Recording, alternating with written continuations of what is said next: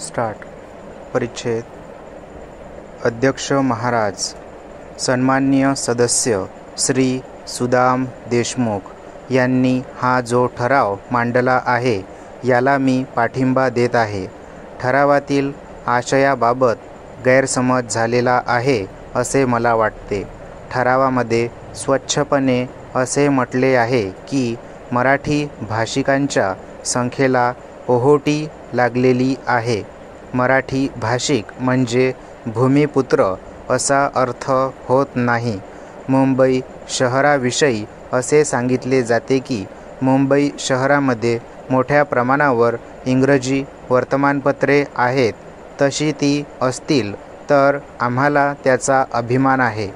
इंग्रजी वर्तमानपत्रे मुंबईमध्ये निघून ती संपूर्ण हिंदुस्थानाच्या कानाकोपऱ्यामध्ये जात असल्यामुळे तो मराठी माणसांचा आणि इंग्रजीचा गौरव आहे. चिंतामणराव देशमुख मराठी भाषेचा पुरस्कार करीत असताना श्री गोविंद वल्लभ पंत हे पार्लमेंटमध्ये होते. त्यावेळी माननीय C.D. देशमुख यांनी पंतांना असा टोमणा मारला होता की पंतसाहेब, तुम्ही सुद्धा मराठीच आहात.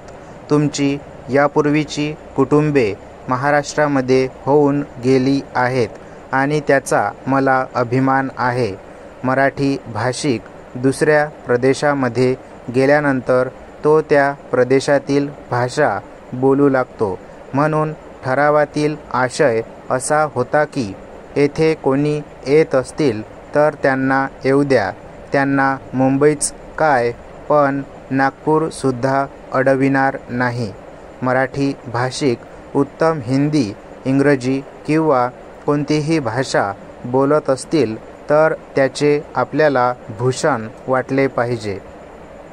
श्री गोखले हे प्रसिद्ध मराठी भाषिक उत्तम इंग्रजी बोलत असत.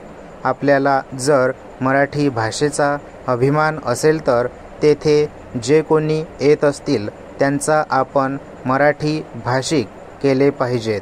परिच्छेद. येथे येणाऱ्या लोकांना मराठी बोलता येऊ नये यासारखे दुर्दैव नाही आणि ज्यांना मराठी भाषा येत नसेल ते मराठी भूमीमध्ये राहण्यास अपात्र आहेत असे समजले पाहिजे. उत्तर प्रदेशामध्ये राहणाऱ्यांना उत्तम हिंदी बोलता आले पाहिजे. हे एक पक्ष सोडून दुसऱ्या पक्षात जाण्यासारखे नाही. हा निष्ठेचा प्रश्न आहे. आपली मराठी भाषेवर इतकी निष्ठा आहे की नाही हा तो प्रश्न आहे. याप्रमाणे मराठी भाषेवर निष्ठा ठेवून आपण मुंबई शहर कशा प्रकारे मराठी होईल हे पाहिले पाहिजे. त्यासाठी आपण मराठी भाषेला प्राधान्य दिले पाहिजे. स्टॉप.